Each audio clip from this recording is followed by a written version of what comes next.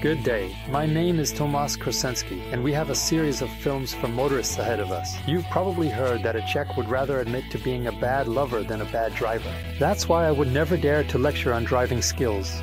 But I would like to focus on the art of being prepared for the various challenges that using a car can present to us. And this applies not only in winter.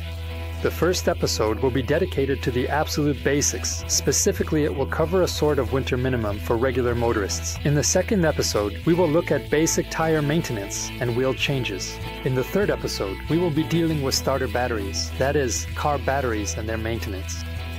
So let's get to it. The basic equipment of a vehicle for emergencies is specified by regulation, which changes from time to time. But each of us can carry a few additional useful tools in the trunk that can serve as preventive measures, or as a rescue. This optional equipment naturally varies not only from driver to driver, but also depending on where the car is being used. Urban driving demands different requirements, and we need to equip ourselves quite differently for mountainous areas. Of course, one can rely on assistance services today, but there are many of us who, for various reasons, do not use them, at least not until we have exhausted all our options for help. Personally, I throw an aluminum shovel and snow chains into the trunk for winter. A lever winch with a long rope has proven useful for me a few times. In a way, thanks to Murphy's Law, these tools also serve as prevention, because when they are in your trunk and getting in the way, there's a good chance you'll never need them, but try taking them out sometime. So let's start with prevention. Many problems can be quite simply avoided. For example, treating the rubber seals around the doors with silicone oil reduces the risk of freezing.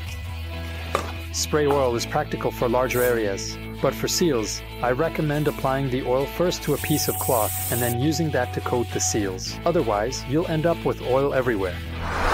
Another winter classic is frost on the windows. If you don't want to try guaranteed recipes for easy removal of the icy crust and don't have a heated windshield, use a protective cover with an aluminum layer, which works great not only in winter against frost, but can also be used the rest of the year against sunlight. Two handles are used for securing it to the doors, and don't forget to tuck the cover under the wipers so they don't freeze to the glass. When your windshield does freeze, a telescopic scraper comes in handy, allowing you to comfortably reach the middle without touching the body and potentially getting dirty. The scraper is also useful for other windows, and the integrated brush will help sweep off the snow accumulation. Of course, there's the antifreeze solution for the windshield washers. For those who don't want to mess with diluting the concentrate with distilled water, I recommend using a mix that works down to -20 without dilution. Even though some packages come with a pouring spout, a regular funnel has proven to be the most reliable so far. And the larger the opening, the easier the pouring without the risk of splashing everything around. The mandatory winter equipment also includes suitable tires with a tread depth of at least 4 mm. You can use a digital gauge to check it. I used a measuring gauge myself, but its length forces you to make compromises. You can turn the front wheel for better access, but for the rear, you have to measure from underneath. The gauge is compact, so it usually fits in the wheel well, and most importantly, you can carry it with you all the time. When it comes to tires, it's good to regularly check the tire pressure, ideally at least once a month. For just checking, you don't have to rush to the compressor at the gas station. A small handy pressure gauge is enough, and only address inflation if there's a drop.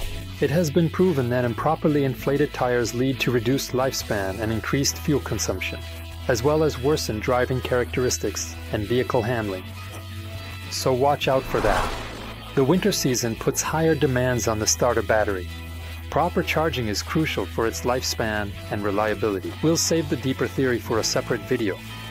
For those who don't want to get too involved but still want to be diligent, I recommend two tools: a simple charge status tester and a maintenance charger. The tester is indeed basic, but you still need to follow a certain procedure to determine the actual condition of the battery or the charging system. It's not enough to just plug it into the cigarette lighter socket. With the engine off, leave the low beam lights on for 1 minute and only then measure. This way, you'll also uncover a tired battery that can fully charge but drops voltage significantly under light load, making it unable to provide enough current for starting, especially in winter. The yellow LED indicates the battery is okay. If both the yellow and red lights are on, the battery is what you might call compromised, but it could just be a fixable issue, like low electrolyte. Only the red LED indicates a severely discharged battery, whether due to damage or a malfunctioning charging system. And to find out if the charging system is working properly, you should drive for a quarter of an hour or let the engine idle for 15 minutes. With the engine running, plug the tester into the socket. A green LED indicates everything is fine. Green with yellow means the charging voltage is too low, and green with red means the charging voltage is too high, which can damage the battery. As I mentioned, sometimes a small charger for a few bucks comes in handy, providing just enough power to keep the car battery charged. It replenishes the energy lost from the battery's self-discharge. It's a good idea to use it if you know your battery is charged and won't be used for a while. That way, you can be sure that when you need it, it will be fully charged. You don't have to worry about leaving it connected to the battery for a long time. The charger won't overcharge it. On the contrary, it is not designed for excessively discharged batteries and should not be used if the car battery's voltage is below 12.5 V when empty. And the last tip from my winter advice is for a real emergency.